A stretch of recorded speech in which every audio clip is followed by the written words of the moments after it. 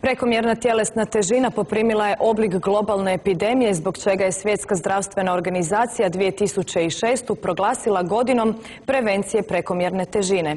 Isti je trend, čini se, zahvatio i Hrvatsku. Prilog Darija Šareca. Thought being overweight was fun, but looking around me now, I know I made a mistake, and I wish to listen to doctors like 20 years ago when I was overweight to actually lose the weight now. Kad sam imao ti 230 kila, došlo mi je da se ubije.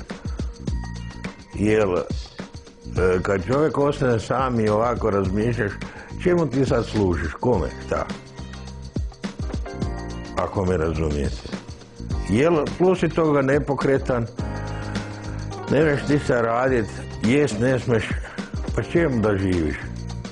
Samo maltretiram još okolo sebe familiju.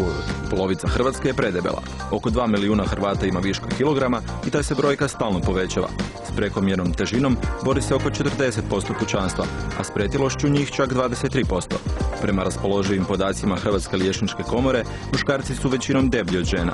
Upravo ta potreba za trenutnom ugodnom, instant ugodom, koja je odraz stila života u kojem živimo, gdje ljudi žele instant ugodu, onda u principu vrlo često posegnu za prekomjernom hranom. Zanimljivo je da je Zagreb sa 60% prekomjerno teških i 30% pretelih muškaraca, te 35% preteških i 17% pretelih predstavnica ljepšeg spola, bez konkurencije najdeblji grad u Hrvatskoj. Zabrinjava i činjenica da je oko 16% osnovnoškolaca preteško i pretilo.